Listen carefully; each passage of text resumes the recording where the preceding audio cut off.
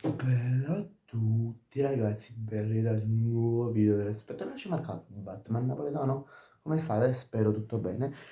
In questo video andremo a parlare di qualche notizia di calciomercato. Intanto sto cercando di caricare, non so perché non mi va, ma intanto qui come vedete la maglietta del Napoli. Non mi tolgo questa perché fanno freddo, è pazza, ma mi fanno un 7 e 8 gradi, però vabbè. Tanto sto cercando di caricare il video della carriera con il Napoli, però vabbè, quando si carica lo vedete sul canale. Allora, iniziamo a parlare. Allora, intanto vi devo smentire una notizia, cioè quella di Kenan Yildiz. Allora, Kenan Yildiz è disposto a stare alla Juventus, è disposto anche a rinnovare, a prolungare il suo contratto fino al 2030.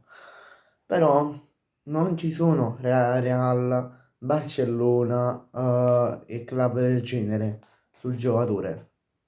Ci sono solo club di Premier.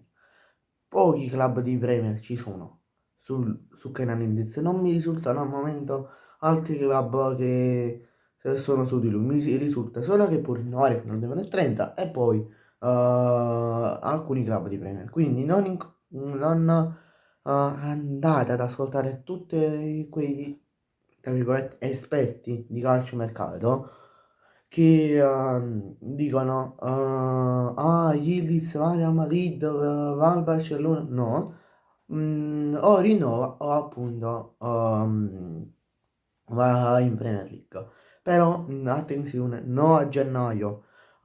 Diciamo a gennaio si discuterà più o meno se rinnoverà oppure no. Gennaio, febbraio più o meno sono quei 2 mesi che deciderà per se rinnovare oppure andare. Poi in caso se si vedrà tutto la prossima estate, se andare via. Poi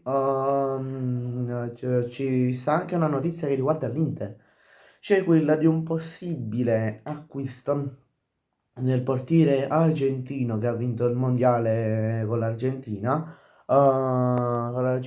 nel 2022, gioca in Aston Villa in Premier League, cioè Emiliano Martinez, che già ha provato, cioè già l'Inter ha cercato di acquistarlo nel 2023, nell'estate 2023, però con scarsi risultati, cioè che l'Inter non è riuscito ad acquistarlo.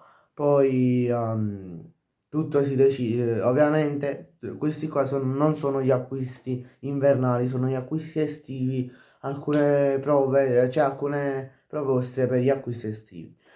Però stavo dicendo che tutto si decide se Sommer rinnoverà per un altro anno oppure no.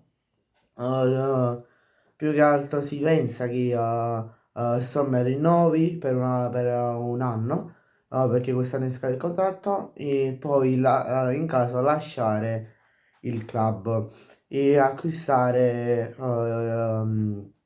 l'Inter che va ad acquistare Emiliano Martinez. Diciamo l'Inter lo vuole rinnovare per almeno un annetto e mezzo per guadagnare qualcosa in più sul suo valore. Poi volevo parlare di Lewandowski perché? Perché Lewandowski oggi mi è arrivata una notizia, da mio informatore, che mi dice, guarda, vabbè vi dico la notizia, in pratica mi dico, da quello che mi risulta,